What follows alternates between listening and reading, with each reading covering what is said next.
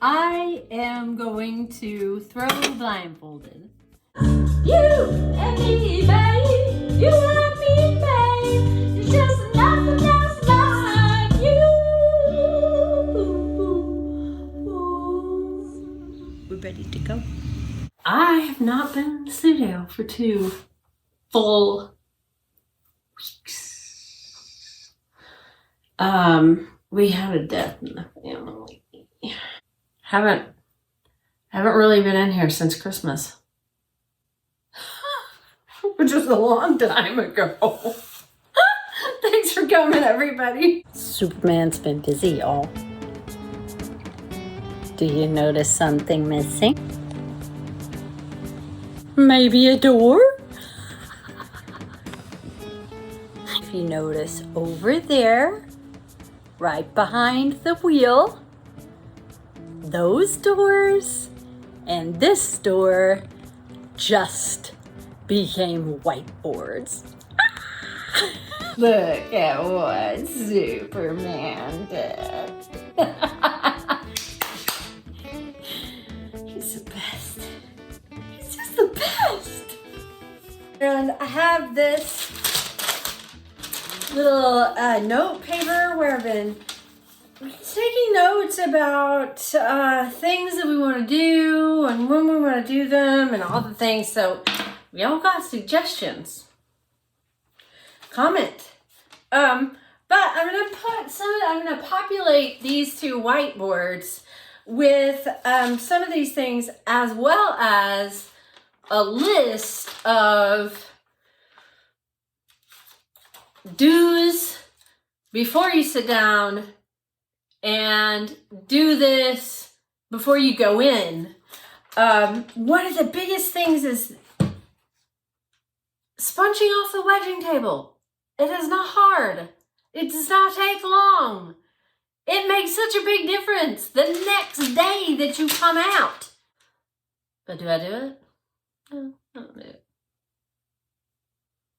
You can't help me. Except that now I'm gonna have a list. So I have these small markers. I love that because sometimes it's hard to write small with a large marker. There's something innately in the 5-year-old that's inside of your brain that wants to write big with a big marker. If there's one thing about pottery, we are in touch with our 5-year-old. I'm just saying.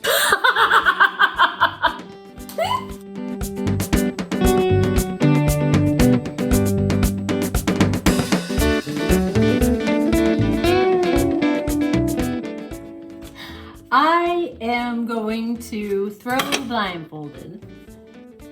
This is a challenge that was set out again by a Facebook group that I'm a part of.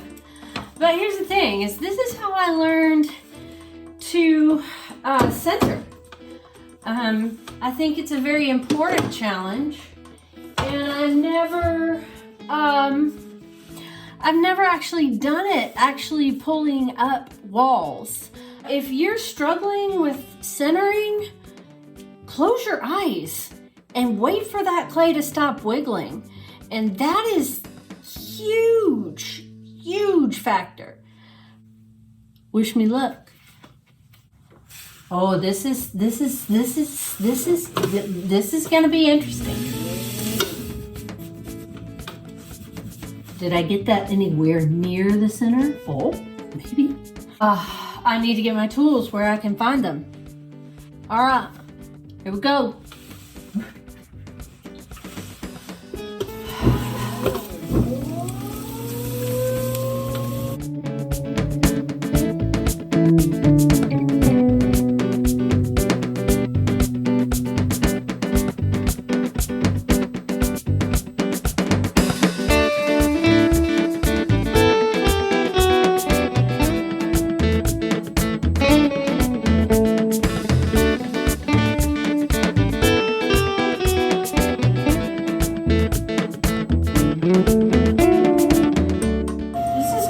Quite faster than what I had originally expected it to go. This is pretty amazing, actually.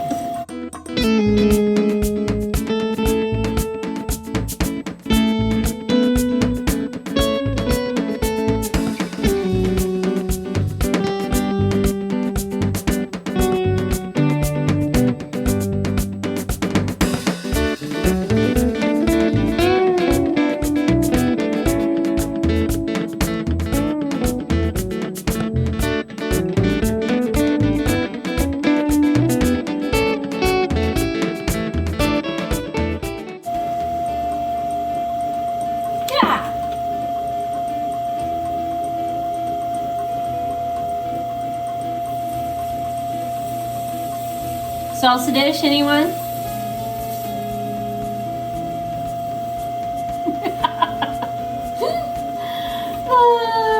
That'll be interesting to watch later. I cheated there for a second. I'm not cheating right now. It's interesting because I feel like my lip is staying a lot more in center than it usually does. That's my first blindfolded pot right there.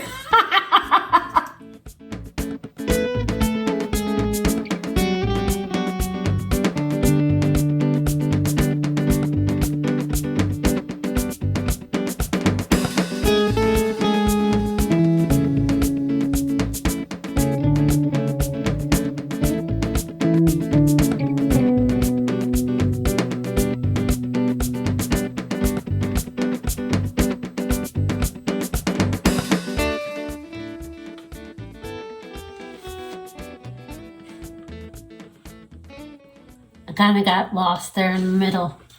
It was not pretty. But I was surprised that I was able to get him back. I did peek just a little bit.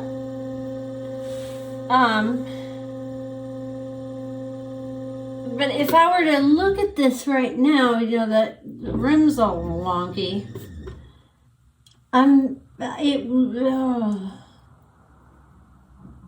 I think that is from newer clay wedged in with some older clay, and it probably has 2 wetness contents, and I didn't get it wedged up good enough. And I think that's the case because really amazing how simple it is to throw a pot blindfolded.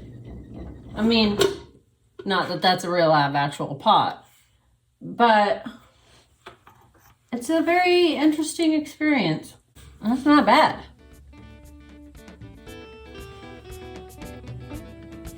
At least it's not bad for me.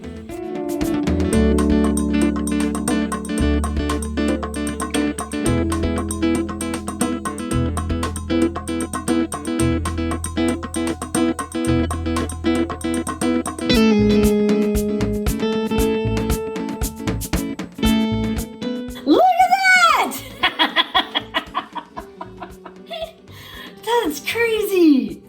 That is crazy nuts. Let's see what we got. Holy cow. Oh my gosh. That is so even. That's like evener than I've ever gotten before. And I thought I was pretty even. All the way up the pot. Wow. And look at how nice and supported it is as it stands up there by itself. When you go to throw more clay, it has to be supported at the bottom or the top will fall over. It's just all like stable. Usually when I cut these things apart, they just fall apart. Wow. And this is really cool little practice here. It's amazing how different the first one that I threw and the second one and the third one, it's like I'm improving immediately. The biggest takeaway, I think, is the subtlety of movement. Because I was just barely touching the pot. And I had no idea what kind of a dramatic result I was getting. On a regular 1 pound mug, I shoot for 13 to 15, somewhere in there. And this is right at just under 13. Let's see how big it is. Back and forth. It's not nearly as big as I normally throw. This direction, it's only 9, and I usually go out to 10.5. That is one smooth looking cylinder, if I do say so myself.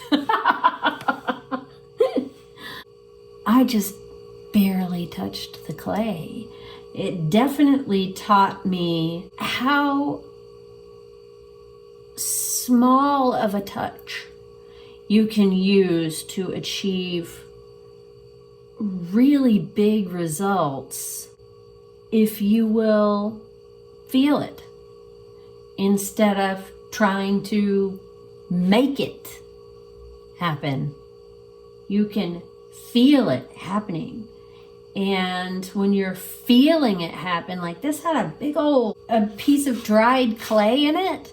And because I was feeling of the clay, it just, I was able to move right through it without it causing any problems or annoying me all that much, because I was feeling of the clay rather than watching the clay. It's like I was with the clay instead of against the clay.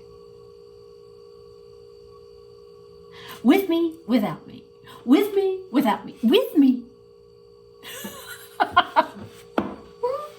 This would be a fantastic warm-up when you haven't thrown in a while, because it will help you to move with the clay rather than against it.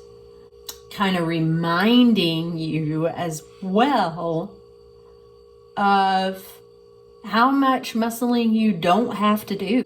We expect an argument with the clay. We expect a fight with the clay. And this teaches, I think, more than anything, how to not fight the clay. In just 3 practices. So I am definitely going to keep practicing this. You should too. Thanks for coming, everybody. And go buy a blindfold.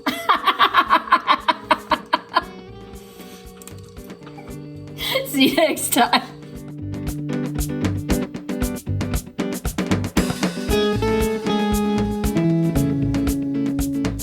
I'm loving my lists in front of me of what to do next. I did all my lists. And now watch this.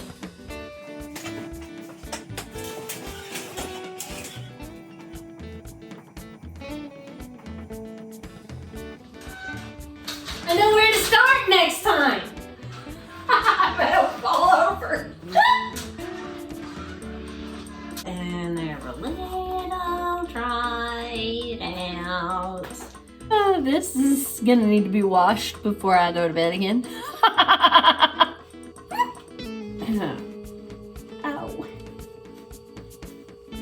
I may not be quite back on my regular schedule yet.